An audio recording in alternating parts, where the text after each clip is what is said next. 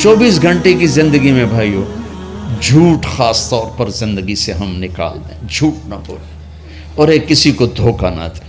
میرے نبی نے فرمایا میرا امتی ہر گناہ کر سکتا، دو نہیں کر سکتا، ایک جھوٹ کبھی نہیں بولے گا، ایک دھوکہ کبھی نہیں دے گا۔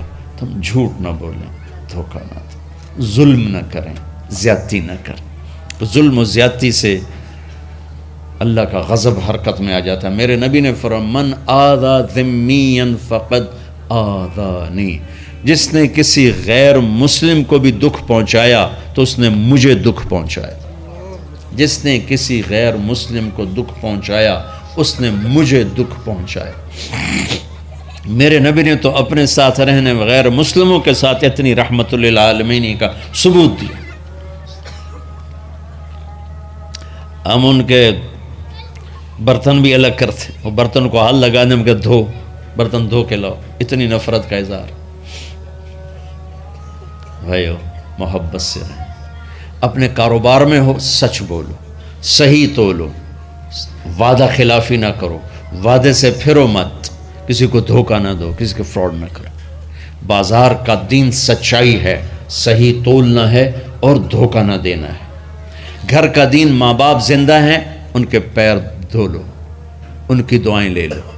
گھر والے ہو اپنی بیوی سے حسن سلوک کرو، گالی دینا، تانے دینا، طنز بولیاں، اپنے گھروں کو آگ نہ لگاؤ۔ ہمارا جوائنٹ فیملی سسٹم ہے، ماں باپ کو اپنا مقام دو، بیوی کو اپنا مقام دو۔ ہمارا سسرالی معاشرہ ظالم ہے، درد سے کہہ رہا ہوں ظالم ہے، ہمارا سسرالی معاشرہ ظالم ہے، چاہے دیندار کہلاتے ہوں، چاہے دنیا دار کہلاتے ہوں، چاہے پڑھے لکھے کہلاتے ہوں، چاہے ان پڑھ کہلاتے ہوں، ظلم ہے۔ میں کہاں سے اس کی تعویل کروں؟ اگر ماں باپ کی طرف سے زیادتی ہے اپنی بیوی کو بچاؤ، اور کہیں بیویاں ایسی زوردار ہیں کہ وہ گھر کو آگ لگانے پر آئی ہوتی ہیں، اگر بیوی زیادتی کرے تو ماں باپ کو بچاؤ۔ یہ تمہارا کام بیچ میں ایک پل بننا ہے، دونوں رشتوں کو جوڑنا ہے۔ جس طرف بہنوں کی طرف سے زیادتی ہے بیوی کو بچاؤ، بیوی کی طرف سے اپنے دوسرے رشتوں کو بچاؤ۔ ہم اس میں افراط ہوتا یعنی کمی زیادتی کا شکار ہیں۔ کچھ ماں باپ کے پریشر میں بیویوں پر ظلم اٹھا دیتے ہیں، اور کچھ بیویوں کے پریشر میں ماں باپ کو ذلیل کر دیتے ہیں۔ یہ دونوں انسانیت سے دور کی چیزیں ہیں۔ بھائیو اپنے نبی کی زندگی پڑھو اللہ کو۔ میرے نبی کی ایک حدیث سناؤں، میرے نبی نے فرمایا یہ جو میرے مدینے والے لوگ ہیں نا، یہ بڑے اچھے ہیں۔ ان کے گھر میں جب کسی کی ڈولی اترے نا تو اسے یوں لگتا ہے جیسے میں اپنے ماں باپ کے گھر ہی آ گئی۔ یہ چند دن پہلے میں نے حدیث پڑھی تو مجھے بڑا مزہ آیا کہ میرا تو مستقل مضمون میں بیان کرتا رہتا ہوں۔ آپ نے فرمایا کہ یہ جو میرے انصار ہیں مدینے والے، ان کے گھر میں کسی کی ڈولی آ جائے تو اسے یوں لگتا ہے جیسے اس کو اپنے ماں باپ اور ساس سسروں میں کوئی فرق ہی نہیں نظر آتا، کہ یہ ایسے اچھے اخلاق کے لوگ ہیں۔ چلو اگر یہ نہیں ہو سکتا تو کم از کم یہ نفرت تو نہ ہو، لگائی بجھائی، لڑائی جھگڑے، طلاقوں کی شرح بڑھ چکی ہے صرف زبان کی بدتمیزی پر، صرف زبان کی بدتمیزی پر، صرف زبان کی بدتمیزی پر طلاقوں کی شرح بڑھ چکی۔ بھائیو اپنے اخلاق سے اپنے رشتوں کو جیتو۔ ماں باپ کا دل جیتنا ہے، بہن بھائیوں کا دل جیتنا ہے، اپنی بیوی کا دل جیتنا ہے اچھے اخلاق کے ساتھ۔ بیوی کے ذمہ خاوند کا دل جیتے اچھے اخلاق کے ساتھ، ساس سسر کا دل جیتے اچھے اخلاق کے ساتھ، اپنے بہن بھائیوں کا دل جیتے اچھے اخلاق کے ساتھ۔ میرے رب کی قسم تم چپ رہنا سیکھ لو، عزت تمہارے قدموں میں آ کے گرے گی۔ جواب نہ دو، چپ ہو جاؤ، اللہ عزت تمہارے قدموں پہ لا کے کھڑا کر دے، تمہارے قدموں میں آ کے اللہ عزت کو گرائے گا۔ اولاد کو عزت دو، اولاد کو عزت دو، اولاد کو عزت دو، ان کو ٹائم دو، پھر یہ ساری زندگی تمہارے غلام بنے گے۔ 3 سال کے بچے کو اسکول میں دھکا دے دیا، آیا تو ٹیوشن والے کے پاس بھیج دیا، اور خود اپنے مزے کیے، تو یہ اولاد کبھی تمہاری نہیں ہوگی۔ انہیں ٹائم دو، اور اولاد کی خواہشات کا خیال کرو۔ ان پر ایسے ماں باپ ہونے کی ایسی دھونس مت جماؤ۔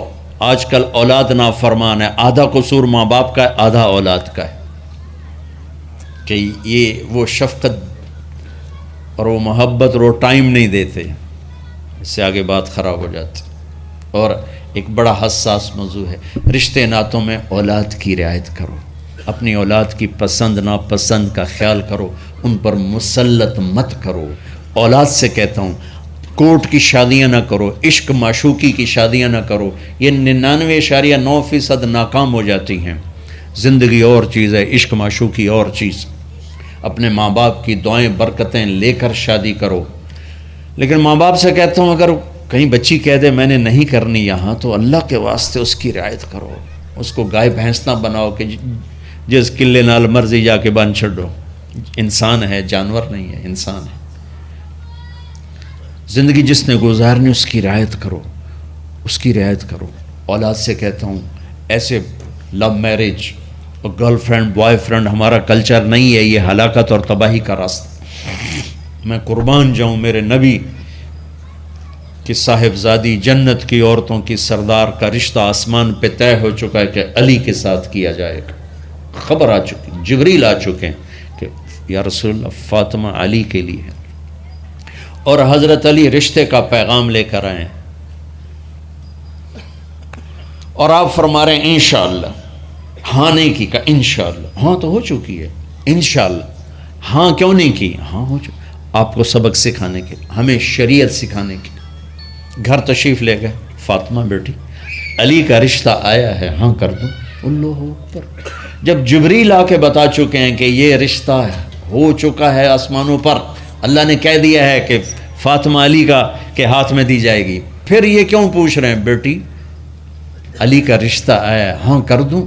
ہمیں سکھانے کی کہ کتنی بچیاں سسک کے زندگی گزار دیتی ہیں، ماں پیو زبردستی کر دیتے، کتنے بچے سسک کے زندگی گزار دیتے ہیں کہ ماں باپ زبردستی کر دیتے۔ بھائیو اللہ کے واسطے شریعت پڑھو، دین پڑھو، نبی کی زندگی پڑھو۔ حضرت فاطمہ رضی اللہ تعالیٰ عنہ کا انکار کرنا تھا، کیا خیر آج کل کی شریف بچی بیچاری چپ کر کے کہتی ٹھیک ہے جی میں ماں پیو دی مرضی۔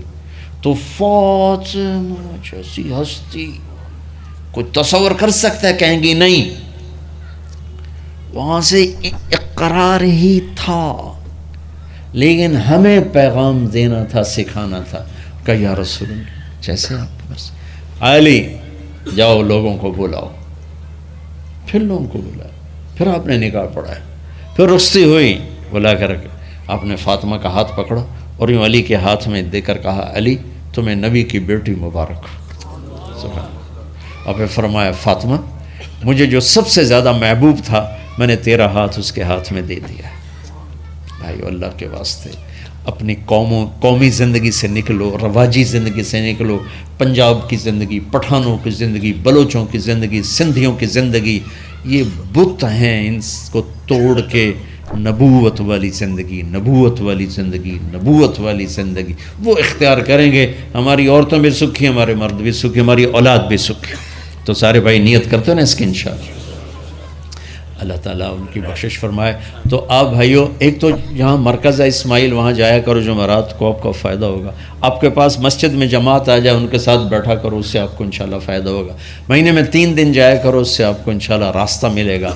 اور دعا سے پہلے اگر کسی سے لڑے ہوئے ہو، مستورات میں کوئی کسی سے لڑی ہوئی ہے یا آپ کسی سے لڑے ہوئے ہو، تو کہ میں ہاتھ جوڑتا ہوں، مر جانے والی جگہ پہ کیا لڑائیاں، معاف کر دو، معاف کر دو، معاف کر دو، اللہ پہ چھوڑ دو۔ اپنے نبی کے ایک حدیث سنا کے دعا کرتے ہیں، آپ نے فرمایا مدینے والوں سے، مدینے والوں میرے بعد تمہیں تمہارا حق نہیں ملے گا، کیا کرو گے؟ کہا یہ ہم تلوار اٹھائیں گے، حق لیں گے۔ آپ نے فرمایا اگر میں اس سے اچھی چیز بتاؤں کرو گے؟ کہا جی کیا؟ کہا حق کے لیے لڑائی نہ لڑنا، چھوڑ دینا اور حوض کوثر پہ آ جانا، سارے پورے کروا دوں۔ اب یہ وعدہ مدینے والوں کے ساتھ نہیں ہے، یہ وعدہ ہر اس امتی کے ساتھ ہے جو جھگڑے سے بچنے کے لیے حق چھوڑ دے۔ اپنا حق لو، کوشش کرو، لیکن اگر لڑائی کی شکل ہے واپس ہو جاؤ کہ یا رسول اللہ آپ کے حوالے۔ آپ نے مدینے والوں میں ہمیں بھی شامل کیا ہے، جس کا حق مارا جائے اور لڑے نہیں، چھوڑ دے، صبر کر جائے، میرے انتظار کر آنکھیں بند ہونے کا کہ میرا نبی تیرا وکیل ہوگا اور اللہ جج ہوگا، ان ویکھیا فیصلہ کہندہ ہوندہ ہے۔ پھر